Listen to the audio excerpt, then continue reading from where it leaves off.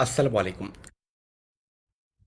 সবাইকে স্বাগত জানাচ্ছি আমাদের আজকের এই ক্লাসটাতে। প্রথমতই একটু দুঃখ প্রকাশ করছি যে ক্লাসটা শুরু করতে একটু দেরি করার জন্য। কারণটা হচ্ছে আমি একটু অসুস্থ। এটা অলরেডি আমি জানিয়েছিলাম। তো যাই হোক, আমরা আজকের ক্লাসটা একটু দ্রুত গতিতে শেষ করার চেষ্টা করব। কারণ আমরা চেষ্টা করব যে আজকের ক্লাসের মধ্যেই এই যে বাক্য টপিকটা আছে, এই বাক্য টপিকটা কভার করার জন্য। বাক্য টপিকটা এক নম্বর কথা হচ্ছে এটা একদমই সহজ একটা টপিক। দুই নম্বর কথা হচ্ছে এটা অলরেডি আমরা কিন্তু আগেও পড়েছি। আমরা মোটামুটি একদম ছোটোবেলা থেকেই বাক্য গঠন শিখি এবং মোটামুটি এসএসসি লেভেল পর্যন্ত এসে আমরা কিন্তু বাক্য কিভাবে তৈরি করতে হয় বা বাক্যের বিভিন্ন ফিচারগুলো আমরা আসলে কিন্তু জানতে পারি। ঠিক আছে?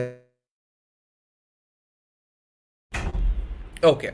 সো আমরা প্রথমে একটু তোমাদের কমেন্টগুলো দেখি যে কারা কারা কোথা থেকে জয়েন করে ফেলেছো আমাদের সাথে আজকের এই বাক্য সংক্রান্ত ক্লাসটাতে।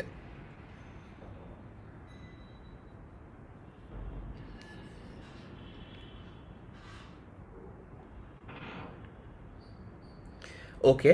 অলরেডি সুমেত বলছে শুক্রবার সকালে এই ক্লাসটা খুব ভালো লাগে। আচ্ছা, অনেক ধন্যবাদ। বগুড়া থেকে জয়েন করেছে, চিটাগং তেঁতুলিয়া থেকে ভাইয়া কেমন আছেন? আইরিন বলছে একটু অসুস্থ, বাট ক্লাস নিতে পারবো, সমস্যা হবে না। রাকিবুল হাসান মুন্না জয়েন করেছে, মুহিত হাসান চৌধুরী, আহ, সেলিম মিয়া জয়েন করেছে, আফরোজা আইরিন ঢাকা থেকে, আসসালামু আলাইকুম। ওয়ালাইকুম আসসালাম বরিশাল থেকে। ঠিক আছে, আমরা তাহলে অনেকে যেহেতু তোমরা অলরেডি জয়েন করে ফেলেছো, আমরা তাহলে আজকের ক্লাসটা এক নম্বর কথা, বাক্যকে বলা হয় ভাষার মূল উপকরণ। অর্থাৎ ভাষার মূল উপকরণ হচ্ছে বাক্য। কারণ একটা বাক্য ছাড়া আসলে আমরা কখনো মনের ভাব প্রকাশ করতে পারি না। ভাষার মূল কাজ কি আমরা কি এটা জানি? ভাষার মূল কাজ হচ্ছে মানুষের মনের ভাব প্রকাশ করা। এখন ঘটনা হচ্ছে, মানুষের এই যে মনের ভাবটা, এই মনের ভাবটা কিন্তু একটা শব্দ আলাদা করে পুরোপুরি প্রকাশ করতে পারে না। একটা শব্দ যে মনের ভাব প্রকাশ করতে পারে না তেমন না, কিন্তু একটা শব্দ মনের ভাব সম্পূর্ণরূপে প্রকাশ করতে পারে না। যেমন মনে করো, যদি তোমাদেরকে একটু উদাহরণ দিয়ে বোঝাই, তুমি মনে করো খেলতে গিয়ে, ক্রিকেট খেলতে গিয়ে মনে করো তোমার গায়ে বল লেগেছে, তো তুমি ব্যথায় বলো উহ করে তুমি একটু বললা, ঠিক আছে, ইস এমন করলা, ঠিক আছে। এতে কিন্তু অন্যরা বুঝতে পারলো যে তোমার ব্যথা লেগেছে বা তুমি একটু আহত হয়েছো।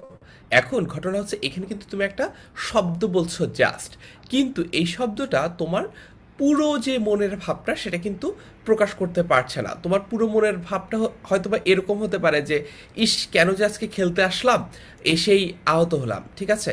এইরকম হতে পারে তোমার পুরো মনের ভাবটা, কিন্তু এই পুরো মনের ভাবটা কিন্তু একটা বাক্য ছাড়া কখনোই আমরা প্রকাশ করতে পারি না। একটা বাক্যই কিন্তু মনের ভাবটা সম্পূর্ণরূপে প্রকাশ করতে পারে। এই কারণে বাক্যকে বলা হয় ভাষার মূল উপকরণ। কারণ ভাষার মূল অবজেক্টিভ বা মূল উদ্দেশ্য হচ্ছে মনের ভাব সম্পূর্ণরূপে প্রকাশ করা। ঠিক আছে? আচ্ছা, এখন ঘটনা হচ্ছে বাক্যের মৌলিক উপাদান কি? বাক্যের মৌলিক উপাদান হচ্ছে শব্দ, অর্থাৎ বাক্যের সবচেয়ে ক্ষুদ্রতম একক আমি যদি বলি, সেটা হয়ে যায় শব্দ। ঠিক আছে, এখন তোমরা আমাকে একটু বলো যে আমরা বাক্য কাকে বলি? এখানে কিন্তু বাক্যের সংজ্ঞাটা দেওয়া আছে, যে সুবিন্যস্ত পদ সমষ্টি দ্বারা কোনো বিষয়ে বক্তার মনোভাব সম্পূর্ণরূপে প্রকাশিত হয় তাকে বাক্য বলে। আমাকে একটু তোমরা কমেন্টে লিখে জানাও তো, বাক্যের এই যে সংজ্ঞাটা, এটা তোমরা বোঝো কিনা, নাকি তোমাদের কাছে এর চেয়ে সহজ কোনো সংজ্ঞা আছে?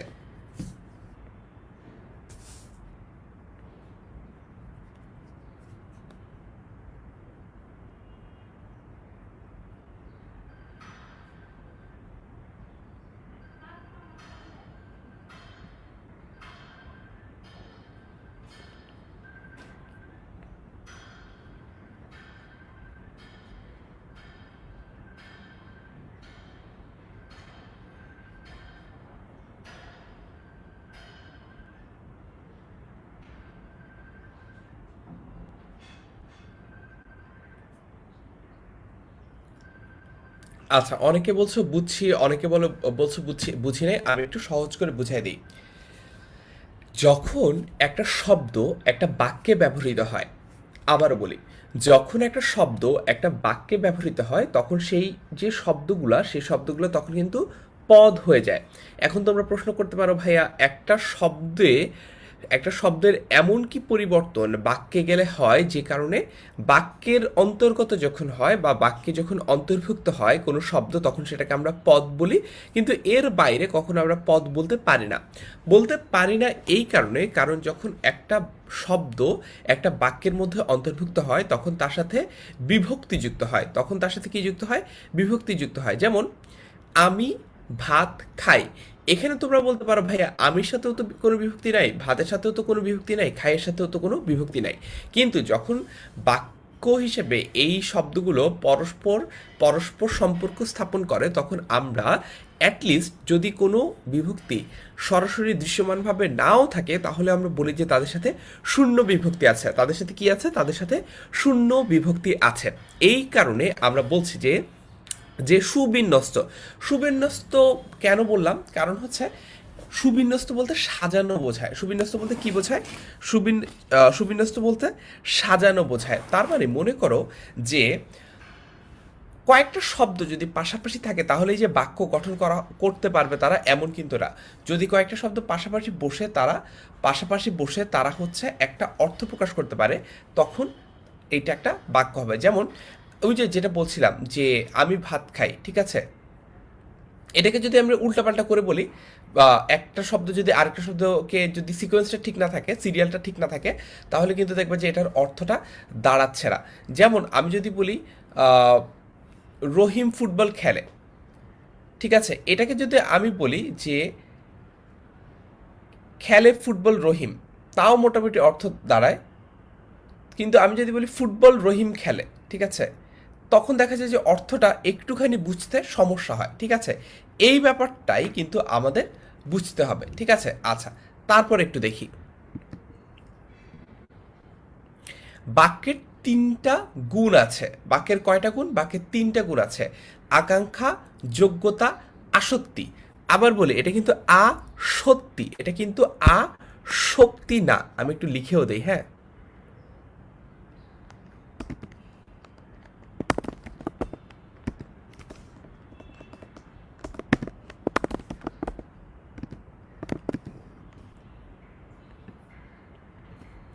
ছোটবেলা থেকে অনেকে এটাকে মাদকাসক্তির মতো করে ভুল করে পড়ো, এটা আসলে কিন্তু মাদকাসক্তি না, বুঝছো।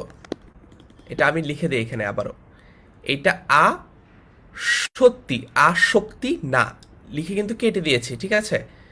এটা বুঝছো, দেখি বলো তো যে কে কে এই জিনিসটা ভুল করতাম। ছোটবেলায় আমি অনেক ভুল করতাম, আমি লিখতাম হচ্ছে যোগ্যতা, আকাঙ্ক্ষা এবং মাদকাসক্তি, ঠিক আছে। আসক্তি আর আসক্তি দুটো কিন্তু আলাদা। এখন একটু কমেন্টে লিখে জানাও তো দেখি তো কারা কারা এই জিনিসটা ভুল করতা ছোটবেলায় বা এখনো ভুল করতা। অথবা তোমরা একটু কমেন্টে আসক্তি বানানটা লিখে জানাও, তাহলেই হবে। যেমন সায়েম অলরেডি লিখে জানিয়েছে, আসক্তি বানানটা একটু লিখে জানাও দেখি।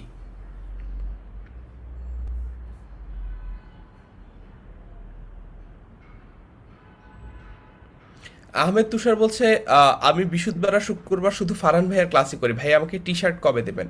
টি শার্ট দিব, এই শর্ত আবার কবে দিলাম, তবে চকলেট দিতে পারি। আচ্ছা, তান্নি বলছে আমি করতাম। এস ডি রাহুল বলছে আমিও এতদিন যাবৎ আসক্তি পড়তাম কিন্তু আজকে সংশোধন হইল। আচ্ছা, দেখো তোমাদের অনেকের হয়তো বা অবজেক্টিভের মূল্যবান একটা নাম্বার আজকের ক্লাস থেকে বেঁচে গেল, ঠিক আছে, বুঝছো তো। এটা শক্তি না, এটা সত্যি। ওকে, তো বাক্যের দুইটা অংশ, একটাকে বলা হয় উদ্দেশ্য, একটাকে বলা হয় বিধেয়। খুবই সহজ। তার মানে হচ্ছে ওই যে আমরা যে ইংলিশে পড়েছি না, সাবজেক্ট অ্যান্ড প্রিডিকেট। তার মানে ওই যে আবারও দের অ্যাগেন আমি ভাত খাই বা আমি ক্লাসটা নিচ্ছি, এখানে আমি হচ্ছে সাবজেক্ট, যে যার সম্পর্কে বলা হচ্ছে, কার সম্পর্কে বলা হচ্ছে, আমার সম্পর্কে, অর্থাৎ কর্তার সম্পর্কে বা সাবজেক্ট সম্পর্কে বলা হচ্ছে, সেটা হচ্ছে উদ্দেশ্য। এবং এছাড়া বাকি যে অংশটা আছে সেটা হচ্ছে বিধেয় বা প্রিডিকেট, বিধেয় বা প্রিডিকেট। আচ্ছা, এখন দেখি তোমাদের, এরপরে দেখি তোমাদের এইখানে আকাঙ্ক্ষা, আসক্তি, যোগ্যতা, এই জিনিসগুলা হালকা করে একটু বলো তো মনে আছে কিনা দেখি। আকাঙ্ক্ষা, এখন দেখি তো আকাঙ্ক্ষা জিনিসটা কি বাক্যে, আকাঙ্ক্ষা মানে কি। আমরা যদি বলি যে একটা বাক্য যদি সম্পূর্ণ না হয়, অর্থাৎ একটা বাক্য যদি শুনে মনে হয় যে এটার আরও অর্থ প্রকাশ করা বাকি আছে, এটার আরও অর্থ প্রকাশ করা বাকি আছে, তখন কিন্তু আমরা বলতে পারি যে এটার আকাঙ্ক্ষাটা সম্পূর্ণ হয় নাই। ঠিক আছে, যেমন আমি যদি বলি আমি স্কুলে গিয়ে এতটুকু পর্যন্ত যদি বলি, তাহলে দেখা যাচ্ছে যে অর্থটা কিন্তু সম্পূর্ণ হয় নাই। তখন আমরা বলি যে বাক্যটার যে আকাঙ্ক্ষাটা, এই আকাঙ্ক্ষাটা সম্পূর্ণ না, এই কারণে বাক্যটা সম্পূর্ণ অর্থ প্রকাশ করছে না, এই কারণে এটা একটা সম্পূর্ণ বাক্য না। ঠিক আছে, আমি স্কুলে গিয়ে বইটা পড়লাম, এটা যদি হতো তাহলে কিন্তু বাক্যটার আকাঙ্ক্ষা পূর্ণ হতো। এরপরে যোগ্যতার ক্ষেত্রে কি হতে পারে?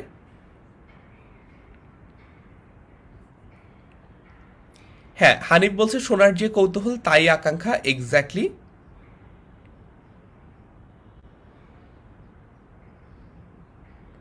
রাতুল হাসান বলছে বাক্যের এক পদ শোনার পর অন্য পদ শোনার যে ইচ্ছা তাকে আকাঙ্ক্ষা বলে।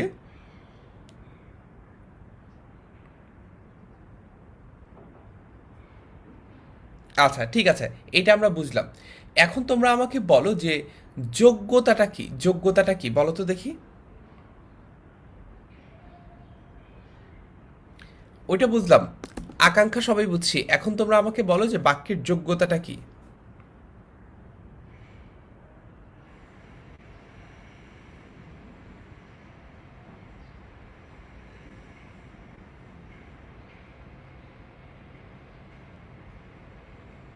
দেখি তোমরা কমেন্টে কি লিখছো বাক্যের যোগ্যতা।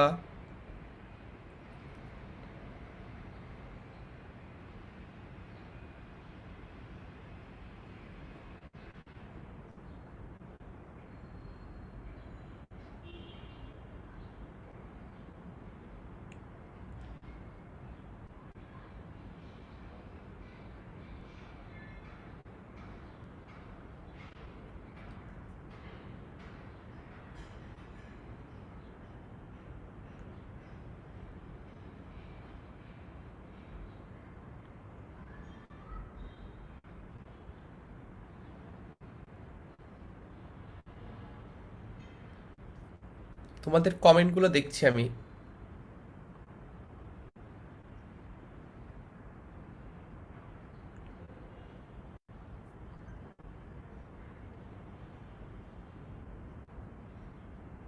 আচ্ছা,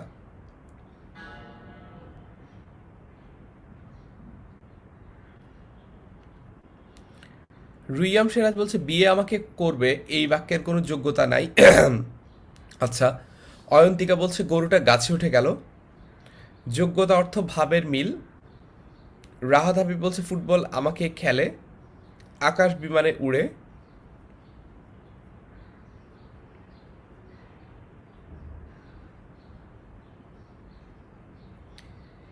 হ্যাঁ, মোটামুটি সবাই একটা উত্তর সঠিক দিয়েছে, সেটা হচ্ছে বাক্যে অবস্থিত পদগুলোর অন্তর্গত ভাবগত মিলবন্ধনের নাম হচ্ছে যোগ্যতা। এটা ঠিক আছে। আচ্ছা, ঠিক আছে, তোমরা আমাকে একটু বলো তো।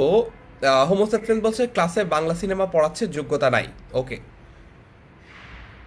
ঠিক আছে, যোগ্যতার এক্সাম্পলটা আমরা বুঝলাম। তাহলে এবার তোমরা আমাকে একটা আসক্তির একটা এক্সাম্পল দাও তো দেখি, বাক্যের আসক্তি।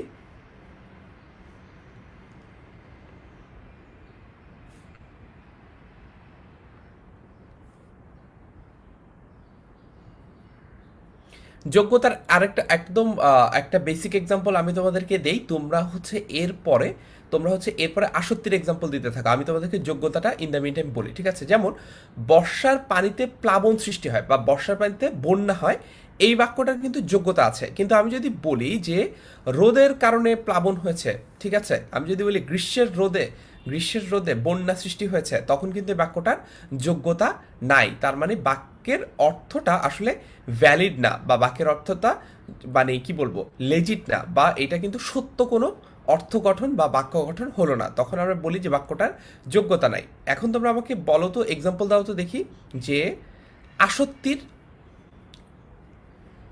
আসক্তির এক্সাম্পল দাও দেখি, বাক্যের এই যে আসক্তি, এটার এক্সাম্পল দাও।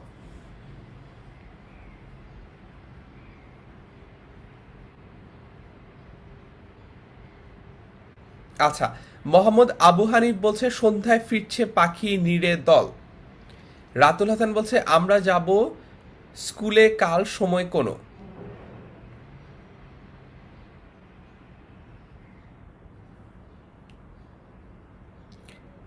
আমেনা আক্তার ফারহানা বলছে অর্থ অনুসারে পদবিন্যাস সমান হচ্ছে আসত্তি। ক্লাস এখন বাংলা হয়, রাস্তায় মা চলাফেরা করে, যোগ্যতা নাই। ঠিক আছে, তার মানে আমি তোমাদেরকে একটু আসত্তি সম্পর্কে আরেকটু বুঝিয়ে দেই। সেটা হচ্ছে আসত্তি বলতে বোঝায় যখন পদগুলোর সিরিয়ালটা ঠিক থাকে। যেমন মনে করো যে আমি যদি বলি যে আমি বই পড়ি, ঠিক আছে, বা একটু একটু বড় বাক্য যদি হয় যে আমি স্কুলে গিয়ে বই পড়বো, ঠিক আছে, আমি স্কুলে গিয়ে ক্লাসটা করব, এইটা হচ্ছে একটা বড় বাক্য। এখন এইটার কিন্তু পদবিন্যাস ঠিক আছে, তার মানে এটার আসক্তি ঠিক আছে। কিন্তু যদি এমন হয় যে বই আমি স্কুলে পড়ব গিয়ে, এরকম যদি উল্টাপাল্টা পদবিন্যাস হয় তখন আমরা বলতে পারি যে বাক্যটার আসক্তি নাই। আশা করি তোমাদের কাছে এই যে নুসরাত জাহান একদম শর্টে একদম ব্রিফলি এক্সাক্ট অ্যান্সারটা দিয়েছে। আসক্তি বলতে আমরা আসলে সুশৃঙ্খল পদবিন্যাস বুঝি, আসক্তি বলতে আমরা আসলে সুশৃঙ্খল পদবিন্যাস বুঝি, তাই তো। আচ্ছা, তারপর দেখি গঠন অনুসারে বাক্যকে বলা হয় তিন প্রকার। তার মানে এখানে কিন্তু আমরা বুঝে ফেললাম বাক্যে তিনটা গুণ আছে, আকাঙ্ক্ষা, যোগ্যতা, আসক্তি। আকাঙ্ক্ষা, যোগ্যতা, আসক্তি। দেখি তোমরা আমাকে একটু কমেন্টে, দেখি তোমাদের পড়াটা একটু ঝালাই করি, তোমরা আমাকে কমেন্টে একটু বাক্যের এই যে তিনটা গুণ দেখে দেখেই লিখো। দেখি কমেন্টে একটু লিখে জানাও, দেখি তোমাদের বানান এবং সবকিছু ঠিক আছে কিনা। আকাঙ্ক্ষা, যোগ্যতা, আসক্তি, এই তিনটা জিনিস, বাক্যে যে তিনটা গুণ রয়েছে এটা একটু কমেন্টে লিখে জানাও দেখি।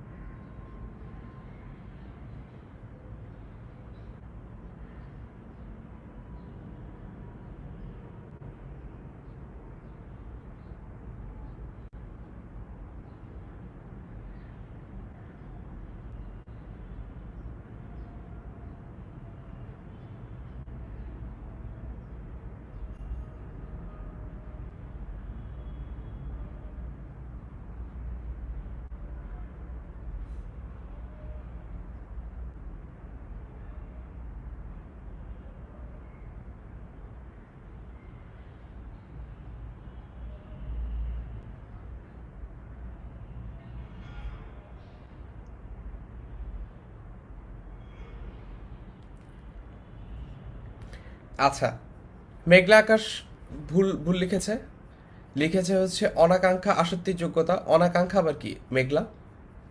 আচ্ছা, সো সঠিক উত্তর দিয়েছে হচ্ছে রাকিবুল হাসান মুন্না, তারপর হচ্ছে মারুফা, সাবিরা আক্তার, সেলিনা আক্তার, শাম্মী, সাকিব চৌধুরী বলছে যোগ্যতা কি। যোগ্যতা কি এতক্ষণ কিন্তু পড়িয়ে ফেলছে অলরেডি।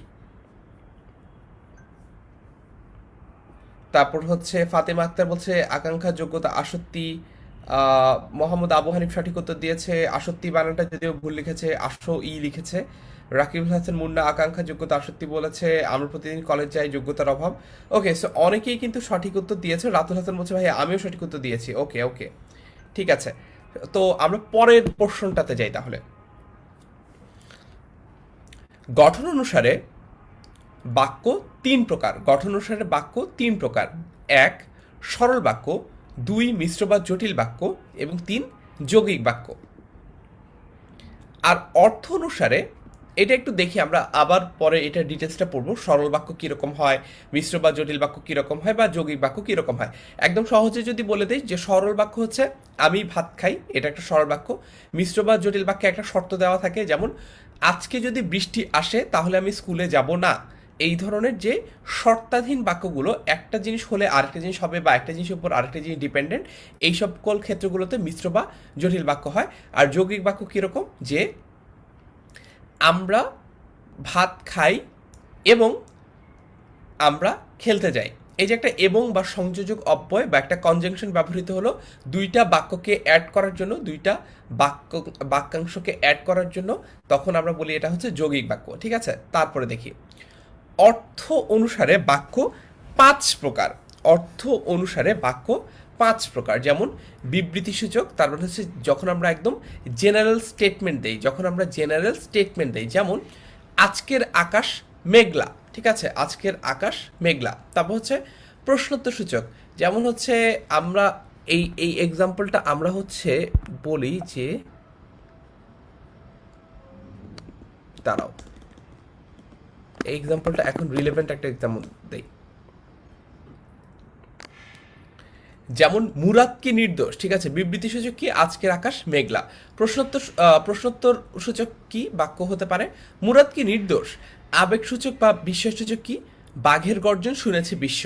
এটা হচ্ছে বাংলাদেশ যখন প্রথম অস্ট্রেলিয়াকে হারায়, পরদিন প্রথম আলো পত্রিকার মূল শিরোনাম ছিল এটা, যে বাঘের গর্জন শুনেছে বিশ্ব, ঠিক আছে। আচ্ছা, তারপর হচ্ছে ইচ্ছা সূচক, আমি যদি টিকটক সেলিব্রিটি হতে পারতাম, ইস, এটা কিন্তু একটা ইচ্ছা, ঠিক আছে। আদেশ সূচক, আদেশটা কি ভালো হয়ে যাও মাসুদ।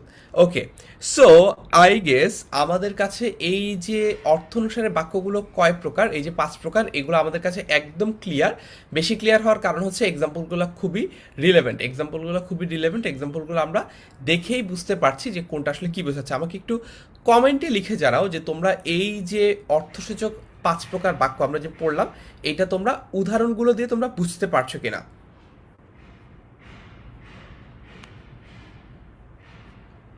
উদাহরণগুলো দিয়ে তোমরা বুঝতে পারছো কিনা।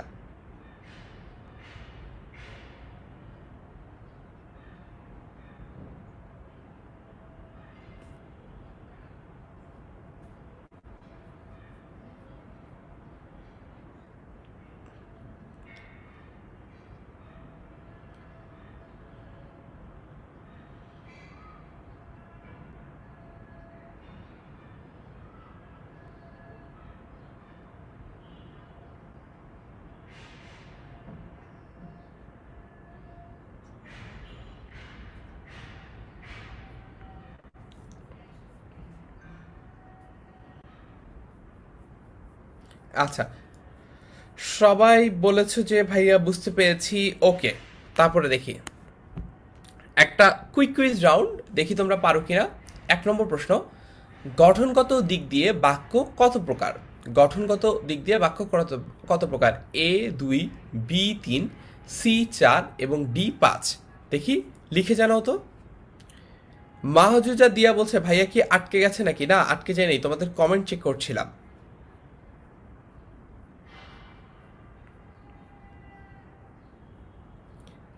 অনেকে বলছে একের তিন, একের তিন মানে কি সি, নাকি একের তিন মানে হচ্ছে যে বি।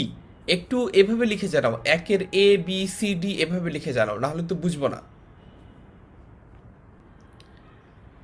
ছোঁয়া বলছে বি থ্রি, সাবিরা আক্তার বলছে বি। একটু কত নাম্বার কোশ্চেনের এ বি সি এটা লিখে দিও, কারণ আমাদের যখন আরও কোশ্চেন আসবে, অর্থাৎ দুই তিন চার নাম্বার আসবে, তখনও দেখা যাবে যে অনেকে এক দুই এই এই প্রশ্নগুলোর উত্তর দিতে থাকবা, তখন আমি কিন্তু বুঝতে পারবো না যে তুমি কি একের উত্তর দিচ্ছ নাকি দুইয়ের উত্তর দিচ্ছ। এই কারণে যখন তোমরা উত্তরগুলো কমেন্টে লিখবা, তখন তোমরা একটু লিখে দিও যে এটা কি ওয়ানের এ নাকি ওয়ানের বি নাকি ওয়ানের সি নাকি ওয়ানের ডি, ঠিক আছে। রেহানা আহমেদ বলছে আটকে যাচ্ছে, আমি তো আটকে যাওয়া দেখতে পাচ্ছি না, এই যে আমি হাত নাড়ছি। আচ্ছা, সো একের উত্তর হচ্ছে বি, অর্থাৎ গঠনগত দিক থেকে বাক্য কত প্রকার। গঠনগত দিক থেকে বাক্য হচ্ছে তিন প্রকার। অলরেডি কিন্তু আমরা বলেছি, সরল, জটিল এবং যৌগিক। তারপরে, তার বয়স বেড়েছে কিন্তু বুদ্ধি বাড়েনি, এটা কোন ধরনের বাক্য। তার বয়স বেড়েছে কিন্তু বুদ্ধি বাড়েনি, এটা কোন ধরনের বাক্য, দেখি পারো কিনা। দুই নম্বর,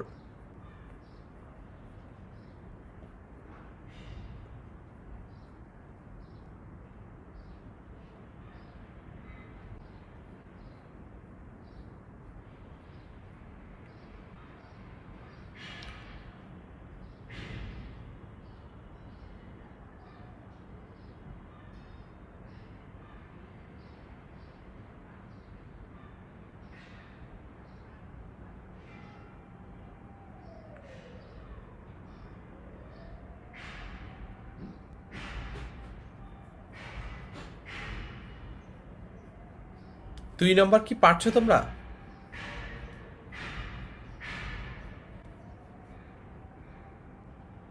দুয়ের এ বলছো অনেকে, দুয়ের ক, দুয়ের ডি, জটিল, যৌগিক, অনেক কিছুই বলছো। Let's see.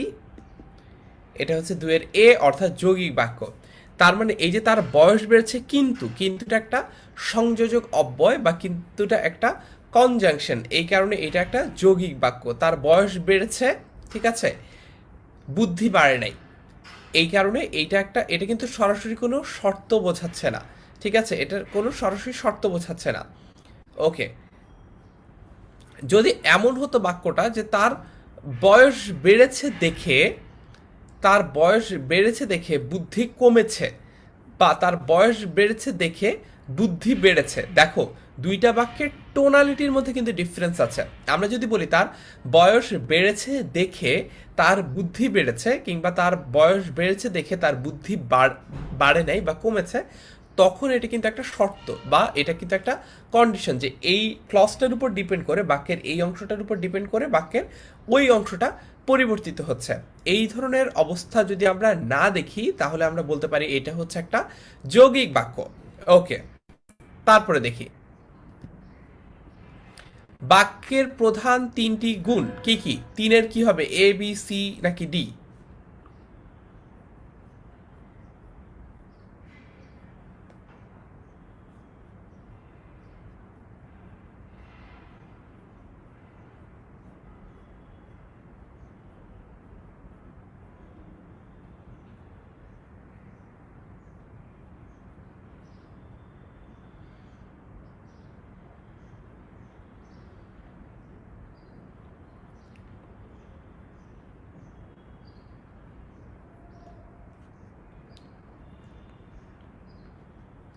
তীরের এ বি সি নাকি ডি? সঠিক উত্তর হচ্ছে 3-এর বি, অর্থাৎ আকাঙ্ক্ষা, আসক্তি, যোগ্যতা। আকাঙ্ক্ষা, আসক্তি, যোগ্যতা। ওকে, তারপরে দেখি যেমন কর্ম তেমন ফল। যেমন কর্ম তেমন ফল, এই বাক্যটা কি? সরল, যৌগিক, জটিল নাকি খণ্ড?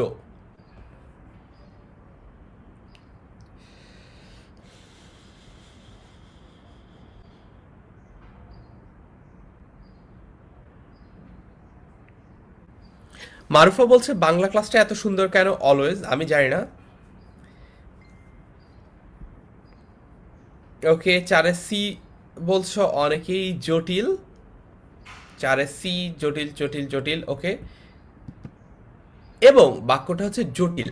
কেন বাক্যটা জটিল হলো? দেখতে তো জটিল লাগছে না, তাই না? অনেকে মনে করতে পারো, কিন্তু দেখো এখানে বলা হচ্ছে যেমন কর্ম তেমন ফল, তার মানে কর্ম যেমন হবে ফলাফলও তেমন হবে।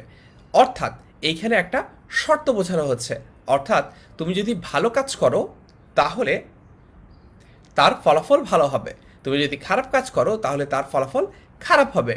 এই যে একটা শর্ত বোঝাচ্ছে, এই যে একটা কন্ডিশন বোঝাচ্ছে, এই কন্ডিশন বা শর্ত বোঝানোর জন্যই এইটা হয়ে গেছে একটা জটিল বাক্য। তার মানে জটিল বাক্য বোঝা খুবই সহজ। যখন আমরা দেখব কোনো বাক্যে একটা কন্ডিশন ইমপ্লাই করা হয়েছে, কোনো একটা কন্ডিশন আরোপ করা হয়েছে, যে এটা হলে ওটা হবে, এমনটা হলে অমনটা হবে, তাহলে আমরা বুঝতে পারবো সেটা একটা জটিল বাক্য। তখন সেটা হয়ে যাবে কি? তখন সেটা হয়ে যাবে একটা জটিল বাক্য। ওকে, তো আই গেস তোমাদের কাছে জটিল বাক্যের এই আইডিয়াটা ক্লিয়ার। যখন একটা শর্ত ব্যবহৃত হবে তখন সেটা একটা জটিল বাক্য হবে। তারপর দেখি হাতে বন্দুক থাকলে নিরীহ মানুষেরও দৃষ্টি পড়ে পশু পাখির দিকে, এটা কোন ধরনের বাক্য? হোমোসাপিয়েন্স বলছে বাংলা ক্লাস সবচেয়ে সেরা হয় অলওয়েজ, খাইতে খাইতে শুইতে শুইতে ঘুমাইতে ঘুমাইতে ক্লাস করা যায়। তারপরে love you Bangla class, but দুঃখ মাঝে মাঝে বাংলা ক্লাস মিস যায়, পরে দেখে ফেলো।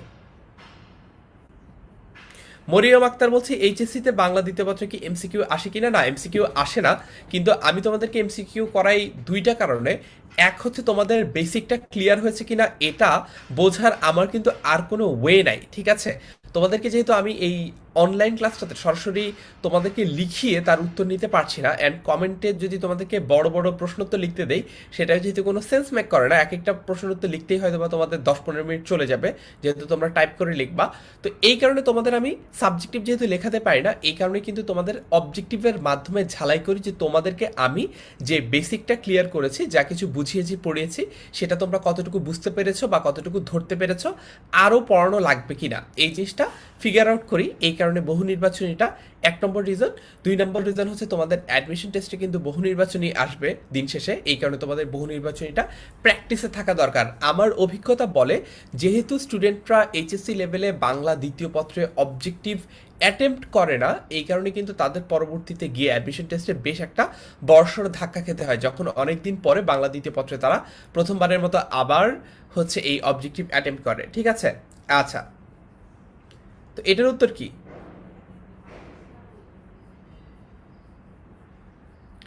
পাঁচ পাঁচ কত হবে? এ বলছো অনেকে সরল,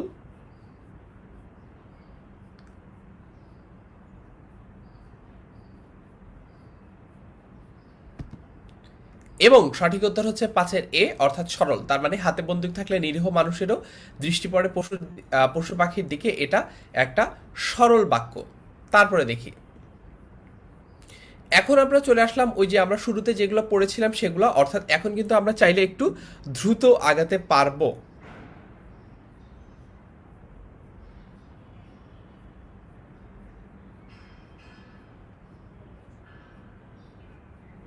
দেখি তোমাদের কমেন্ট।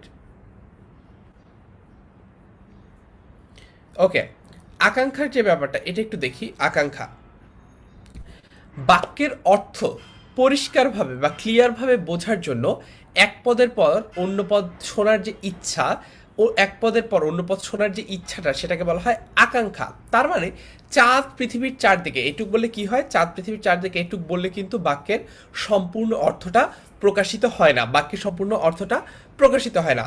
যদি আমরা বলি যে চাঁদ পৃথিবীর চারদিকে ঘুরে বা চাঁদ পৃথিবীকে কেন্দ্র করে ঘুরে, তখন আমরা বলতে পারি এইখানে এই যে ইচ্ছাটা পরিপূর্ণ হয়েছে, এই কারণে এটা একটা পূর্ণাঙ্গ বাক্য। এই কারণে এটা একটা পূর্ণাঙ্গ বাক্য, এই কারণেই আমরা বলতে পারি যে এখানে বাক্যের আকাঙ্ক্ষা রয়েছে। ওকে, ক্লিয়ার। তারপরে দেখি আসক্তি। আসক্তি কোনটা? আসক্তি হচ্ছে মনোভাব প্রকাশ করার জন্য বাক্যের শব্দগুলো এমনভাবে পরপর সাজানো যাতে করে মনোভাব প্রকাশটা বাধাগ্রস্ত না হয়, কিংবা যদি বইয়ের ভাষায় বলি তাহলে হচ্ছে বাক্যের অর্থসঙ্গতি রক্ষার জন্য সুশৃঙ্খল যে পদবিন্যাস সেটাকে আমরা বলতে পারি আসক্তি। সুশৃঙ্খল যে পদবিন্যাস সেটাকে আমরা বলতে পারি আসক্তি। ওকে, যেমন আমরা যদি বলি কাল বিতরণী হবে উৎসব স্কুলে আমাদের পুরস্কার অনুষ্ঠিত, কি বললাম? রং, এটা কিন্তু রং। কাল বিতরণী হবে উৎসব স্কুলে আমাদের পুরস্কার অনুষ্ঠিত, তখন এটা কিন্তু একটা ভুল বাক্য বা এটার কিন্তু আসক্তি নাই। কেন? কারণ হচ্ছে এইখানে যে পদগুলো রয়েছে এই পদগুলোর সিরিয়াল বা সিকোয়েন্স ক্রমটা ঠিক নাই, এই কারণে এটা একটা যথাযথ বাক্য না। তখনই এটা একটা যথাযথ বাক্য হবে যখন এই বাক্যটা হবে এরকম যে আমাদের স্কুলে কাল পুরস্কার বিতরণী উৎসব অনুষ্ঠিত হবে। তখন কিন্তু দেখো একই পদগুলো এখানে যেই যে শব্দগুলো রয়েছে এখানে কিন্তু সেই শব্দগুলোই আছে, কিন্তু শুধুমাত্র এইখানকার যেই শব্দগুলো সিরিয়াল, সেই শব্দগুলো সিরিয়াল ঠিকঠাকভাবে না থাকার কারণেই এইখানে কিন্তু এইটা কিন্তু রং, অর্থাৎ এইখানে বাক্যে আসক্তি নাই আর এইখানে বাক্যের আসক্তি আছে। ওকে, ক্লিয়ার এইটা?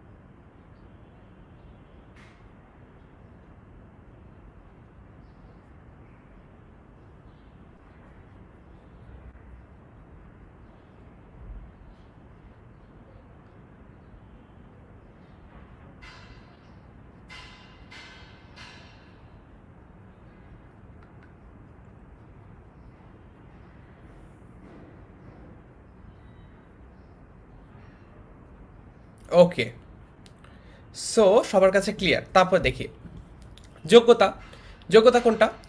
বাক্যে অবস্থিত এই যে শব্দগুলো রয়েছে এই শব্দগুলোর অর্থগত আর ভাবগত মিলবন্ধন। তার মানে কীরকম? তার মানে হচ্ছে যখন যখন একটা বাক্য আমরা বলি বা লিখি তখন দেখা যায় কি, তখন আমরা দেখতে পারি কি যে এই বাক্যগুলোর কিন্তু অর্থটা ঠিক আছে কিনা।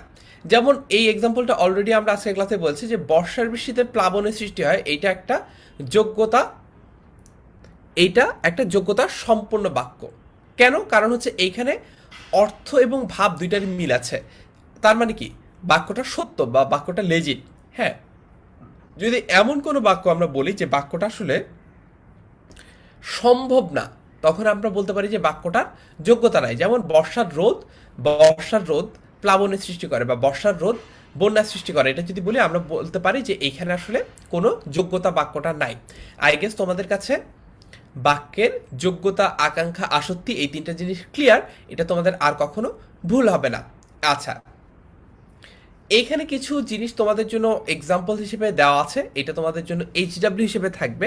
সো এইটা যদি তোমরা পড়ো তাহলে তোমরা বুঝতে পারবা যে অর্থটা কীরকম হতে পারে এবং তার বিপরীতে এটা রীতিটা কীরকম হতে পারে বা প্রকৃতিটা কীরকম হতে পারে। আর যদি তোমাদের এটা কঠিন মনে হয় তাহলে কিন্তু তোমরা এটা বাদও দিতে পারো, ঠিক আছে?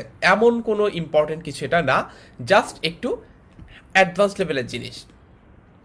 আচ্ছা, এখন আবার আসো অবজেক্টিভে চলে আসি, আবার দেখি পারো কিনা। যতই করিবে দান ততই যাবে বেড়ে, কোন ধরনের বাক্য?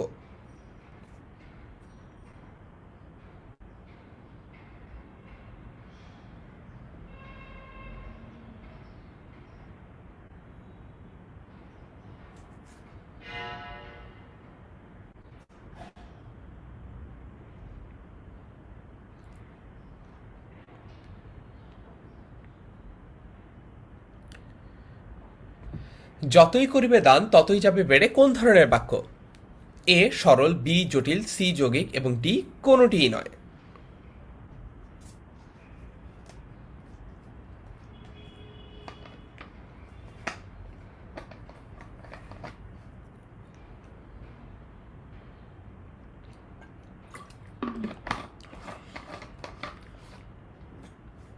আচ্ছা, অনেকেই বলছে জটিল। দেখি এটা কোন ধরনের বাক্য? এটা হচ্ছে বি জটিল বাক্য। যতই করিবে দান ততই যাবে বেড়ে। কেন এটা জটিল বাক্য? কারণ এখানে একটা শর্ত আছে, যদি তুমি দান করো তাহলে তোমার অর্থ সম্পদ আরও বেড়ে যাবে। তুমি যদি দান করো তাহলে তোমার অর্থ সম্পদ আরও বেড়ে যাবে, অর্থাৎ এটা কিন্তু একটা জটিল বাক্য। এখানে একটা শর্ত দেওয়া হয়েছে, এই শর্তটা দেওয়ার কারণে এটা কিন্তু একটা জটিল বাক্য, ঠিক আছে? আচ্ছা, তারপরে দেখি সে বাক্যের বিধেয় একটি তাকে বলে। এটা কিসের উদাহরণ বলো তো দেখি?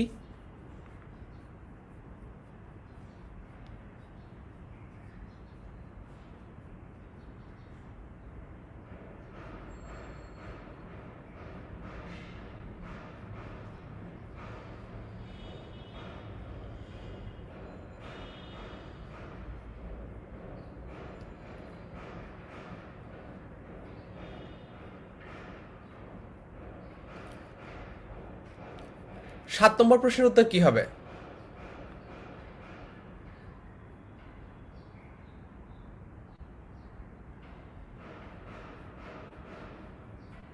মেঘলা ইসলাম বলছে সাথে সি, চাঁদনি বলছে সি। আচ্ছা,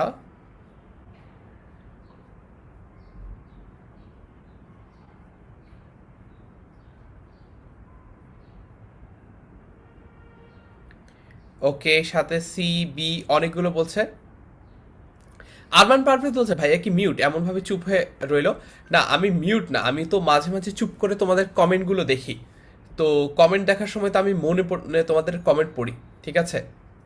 আচ্ছা,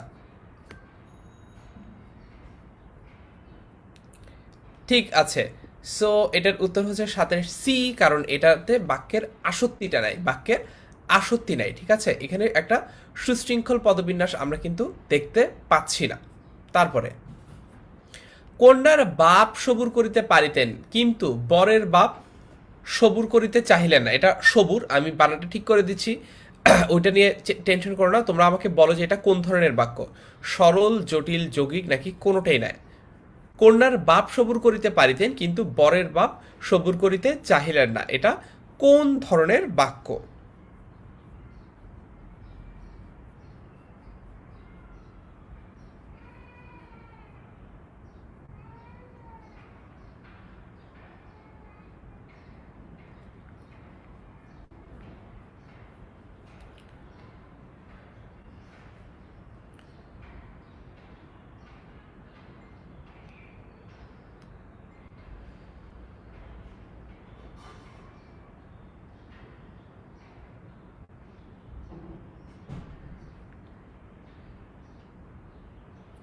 অনেকে বলছে যৌগিক, একজন বলছে যৌগিক ভাইয়া, আমার নাম ফারহান ভাইয়া থেকে মনে হয় একজন যৌগিক ভাইয়া দিয়ে দিয়েছে। আচ্ছা, ওকে, এবং এটার সঠিক উত্তর হচ্ছে সি, অর্থাৎ কন্যার বাপ সবুর করিতে পারিতেন কিন্তু বরের বাপ সবুর করিতে চাইলেন না, এটা একটা যৌগিক বাক্য। কারণ এইখানে যে কিন্তুটা রয়েছে এটা একটা সংযোজক অব্যয়, এটা দুইটা বাক্যকে একসাথ করেছে। একটা হচ্ছে কন্যার বাপ সবুর করিতে পারিতেন, ঠিক আছে, এটা একটা বাক্য। আর একটা বাক্য হচ্ছে যে বরের বাপ সবুর করিতে চাহিলেন না। এই যে দুইটা বাক্য, দুইটা বাক্যকে যে একসাথে কানেক্ট করেছে, যোগ করেছে, সংযুক্ত করেছে, এই কারণে এই সংযোজক অব্যয়টা থাকার কারণে এটা একটা যৌগিক বাক্য, ঠিক আছে। আচ্ছা,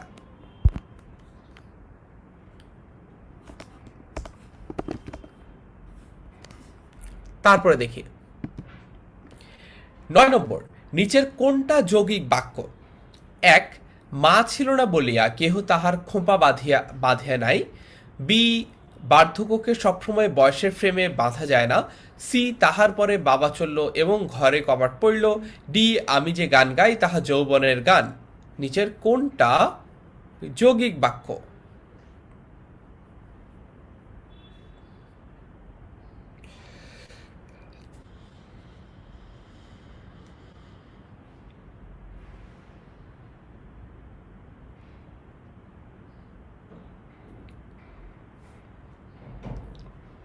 আচ্ছা, রাতুল হাসান বলছে সিসি ক্যামেরা, অনেকেই সি বলছো। ঠিক আছে, যারা বলছো সি তাদের উত্তরটা সঠিক, এটা আমি বুঝলাম, এটা আমি মেনে নিলাম যে যারা সি বলছো, নয়ের সি বলছো, তাদের উত্তরটা সঠিক। এখন আমাকে একটু বলো তো কিসের ভিত্তিতে তোমরা ঠিক করেছো যে নয়ের উত্তরটা সি হবে, এটা একটু বলো তো।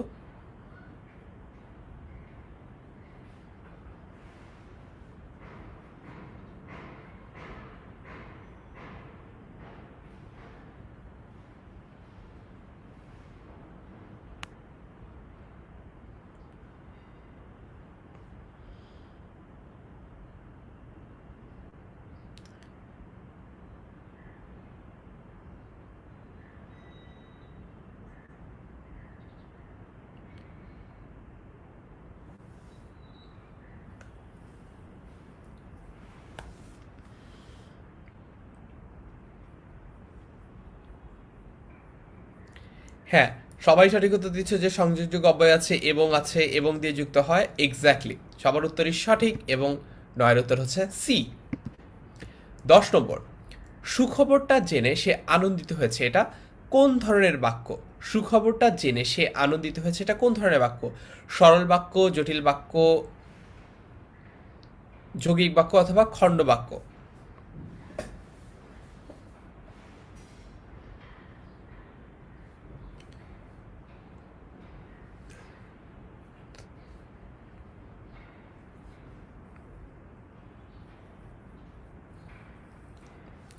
10 নম্বর কি হবে? এই যে যারা শুধু এ লিখো তাদের জন্য আমার কথা হচ্ছে যে তোমরা কত নাম্বারের এ লিখছো এটা তো পরে আমি বুঝতে পারবো না। যখন উত্তর দিবা তখন লিখবা যে 10-এর এ, 10-এর বি, এরকম করে। আচ্ছা, অনেকেই বলছে 10-এর এ, এবং সঠিক উত্তর হচ্ছে 10-এর এ। কারণ যদি আমরা দেখি যে সুখবরটা জেনে সে আনন্দিত হয়েছে, এখানে আলাদা করে কোনো শর্ত আরোপ করা নাই, এখানে কোনো সংযোজক অব্যয় ব্যবহার করা নাই, এটা সিম্পল অ্যান্ড একদমই প্লেইন একটা সেন্টেন্স, এই কারণে এটাকে আমরা বলতে পারি সরল বাক্য। 11 নম্বর প্রশ্ন, ঠিক আছে। আচ্ছা, আমি একটু দেখি যে তোমাদের আজকের ক্লাস কন্টেন্ট আর কতটুকু বাকি আছে, একটু এক নজরে তোমাদেরকে দেখাই বাক্যের কি কি ভুল ঝামেলা আরও থাকতে পারে।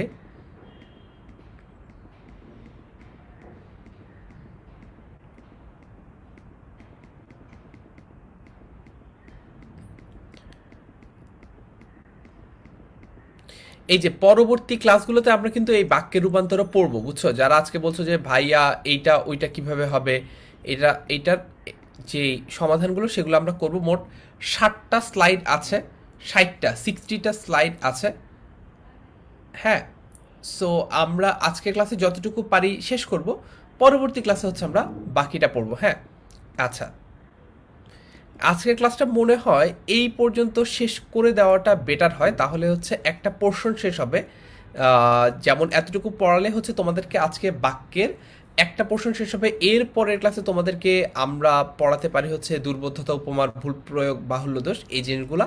কারণ এটা শুরু করলে, এটা যেহেতু বাক্যের আরেকটা পোর্শন, এটা আজকে না শুরু করে কালকের ক্লাসে একবার শুরু করলেই ভালো হয়। তোমরা আমাকে তার চেয়ে বরং বলো যে এই প্রশ্নটার উত্তর কি হবে। 11 নম্বর প্রশ্ন, আষাঢ় শ্রাবণ 2 মাস বসন্তকাল বাক্যটাতে কোন গুণের অভাব আছে?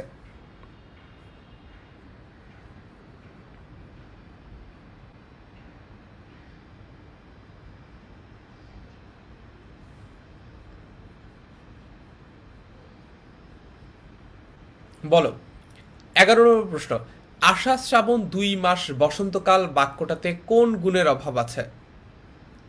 প্রাঞ্জলতা, যোগ্যতা, আসক্তি, আকাঙ্ক্ষা। 11 বি বলছো অনেকে, দেখি 11 বি। কেন 11 বি? আষাঢ় শ্রাবণ 2 মাস কি কাল? আষাঢ় শ্রাবণ 2 মাস কি কাল বলো তো?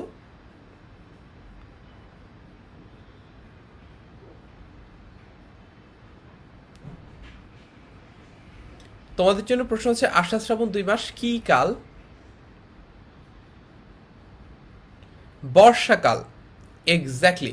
আষাঢ় শ্রাবণ 2 মাস যেহেতু বর্ষাকাল, এটাকে যদি আমি বলি বলি বসন্তকাল, এটা কিন্তু একটা ট্রু ফ্যাক্ট হলো না, এটা কিন্তু একটা মিথ্যা বাক্য হলো, বা এটা যে ট্রু ফ্যাক্ট হলো না বা লেজিট ভ্যালিড কোনো কথা হলো না। এই জন্য আমরা বলতে পারি যে এখানে বাক্যের যোগ্যতা নাই। তার মানে আজকের ক্লাসটা যদি আমরা রিক্যাপ করি, আজকের ক্লাসে আমরা কি কি শিখলাম একটু শর্ট অ্যান্ড সিম্পলি আমরা যদি একটু বলি, একটু রিক্যাপ করি দ্রুত। প্রথমত আমরা শিখলাম যে বাক্য আসলে কেন ভাষার মূল উপকরণ, কারণ হচ্ছে বাক্যই একমাত্র ইউনিট যেটা একটা ভাষাতে মূল সম্পূর্ণ যেই অর্থটা কারোর মনে সেটা সম্পূর্ণরূপে প্রকাশ করতে পারে। 1 নম্বর কথা। 2 নম্বর যেই ব্যাপারটা আমরা শিখলাম সেটা হচ্ছে যে বাক্যের বিভিন্নভাবে বাক্যকে ভাগ করা যায়, বিভিন্নভাবে বাক্যকে ভাগ করা যায়।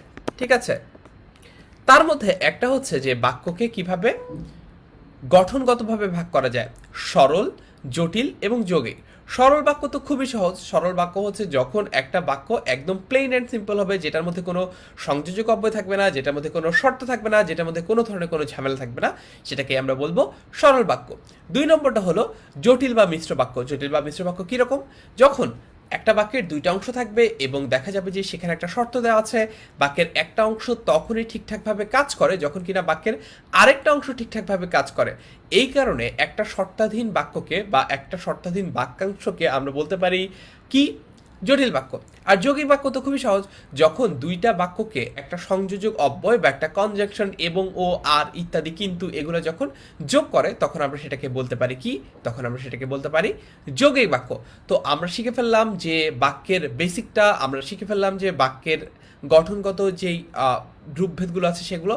এরপরে আমরা শিখেছি যে বাক্যকে 2টা অংশে ভাগ করা যায়, একটা হচ্ছে সাবজেক্ট বা উদ্দেশ্য, আর একটা হচ্ছে প্রিডিকেট বা বিধেয়। এটা সম্পর্কেও বিস্তারিত ক্লাস আমরা পরবর্তী ক্লাসে নিব। এবং এই যে সরল বাক্য থেকে জটিল বাক্যতে কিভাবে রূপান্তর করা হয়, অর্থাৎ বাক্যের যে রূপান্তরগুলো আছে এগুলো আমরা নেক্সট ক্লাসগুলোতে শিখব। তারপরে আরেকটি ইম্পর্টেন্ট জিনিস নিয়ে আমরা কথা বলেছি যে আমরা শিখেছি বাক্যের 3টা গুণ থাকতেই হয়, আকাঙ্ক্ষা, যোগ্যতা, আসক্তি। আমরা শিখেছি যে অনেকেই ছোটবেলা থেকে এটাকে মাদক আসক্তি মনে করতাম, এটা আসলে শক্তি না, এটা সত্যি। এই জিনিসটা আমরা শিখলাম। তারপর আমরা জানলাম আকাঙ্ক্ষা কোনটা, বাক্যের মূল যেই অর্থটা সেই অর্থটা যদি প্রকাশিত না হয় তাহলে আমরা বলতে পারি বাক্যের আকাঙ্ক্ষাটা মোচন হয় নাই, বা বাক্যের আকাঙ্ক্ষাটা নিবৃত হয় নাই, বাক্যের আকাঙ্ক্ষাটা মেটে নাই, তখন আমরা বলতে পারি যে বাক্যটার সম্পূর্ণ গুণাগুণ নাই। দ্বিতীয়ত যে গুণটার কথা আমরা জানলাম সেটা হচ্ছে কি? সেটা হচ্ছে বাক্যের যোগ্যতা। বাক্যের যোগ্যতা কীরকম? আমি যদি বলি হাতি আকাশে ওড়ে, বা হচ্ছে আমি যদি বলি যে শীতকালে গরম লাগে, ঠিক আছে, এই ধরনের কথা যদি বলি তখন আমরা বলতে পারি যে বাক্যটার যোগ্যতা নাই, কারণ বাক্যের যেই অর্থটা প্রকাশিত হচ্ছে সেই অর্থটা আসলে ভ্যালিড বা লেজিট কোনো ফ্যাক্ট না। তৃতীয়ত আমরা যে জিনিসটা শিখলাম বাক্যের গুণের ক্ষেত্রে সেটা হচ্ছে আসক্তি। আসক্তি হচ্ছে সুশৃঙ্খল পদবিন্যাস, যখন র্যান্ডম সিকোয়েন্স ছাড়া সিরিয়াল ছাড়া কোনো পদ ব্যবহৃত হয় তখন আমরা দেখতে পারি কি, তখন আমরা দেখতে পারি যে সেখানে আসলে কোনো অর্থ ঠিকঠাকভাবে প্রকাশ করা হচ্ছে না, তখন আমরা বলতে পারি যে বাক্যের আসলে আসক্তি নাই। তার মানে আমরা রিক্যাপ যদি আরেকবার করি, আমরা আজকে বাক্যের বেসিক শিখলাম। আমরা শিখলাম যে বাক্যকে 3 ভাগে ভাগ করা যায়, সরল, জটিল, যৌগিক। তারপর আমরা জানলাম যে বাক্যের 2টা অংশ আছে, সাবজেক্ট এবং প্রিডিকেট। এবং তারপর আমরা জানলাম যে বাক্যকে অর্থের অনুসারেও 5 ভাগে ভাগ করা যায়, বিবৃতিসূচক বা হচ্ছে এক্সক্লামেটরি বা হচ্ছে জিজ্ঞাসাসূচক ইত্যাদি। এই 5 প্রকার আমরা জানলাম। তারপর আমরা বাক্যের 3টা গুণ জানলাম, যে বাক্যের 3টা গুণ থাকতে হয়: আকাঙ্ক্ষা, যোগ্যতা, আসক্তি। সো এই হচ্ছে ওভারঅল আমাদের আজকের ক্লাসটা। নেক্সট ক্লাসে আমরা বাক্যের আরও কিছু জিনিসপত্র শিখবো, যেমন দুর্বোধ্যতা, উপমার ভুল প্রয়োগ, যেগুলো তোমাদের অ্যাডমিশন এবং এইচএসসির জন্য বেশি ইম্পর্টেন্ট। বাহুল্য দোষ, বাগধারা, গুরুচণ্ডালী, উদ্দেশ্যবিধের সম্প্রসারণগুলো আমরা দেখব। এবং ইম্পর্টেন্টলি আমরা হচ্ছে নেক্সট ক্লাসে আরেকটা জিনিস ঝালাই করে নিব, সেটা হচ্ছে বাক্যের রূপান্তর। সরল বাক্য থেকে কিভাবে জটিল বাক্যে রূপান্তর করতে হয়, জটিল বাক্য থেকে কিভাবে যৌগিক বাক্যে রূপান্তর করতে হয়, ইত্যাদি যে ট্রান্সফরমেশনগুলো আছে বাক্যের অর্থকে একই রকম রেখে, সেই জিনিসগুলো আমরা নেক্সট ক্লাসে শিখবো। সো সেই নেক্সট ক্লাসের আমন্ত্রণ জানিয়ে আজকের ক্লাসটা আমরা এখানে শেষ করছি। আল্লাহ হাফেজ, আসসালামু আলাইকুম সবাইকে।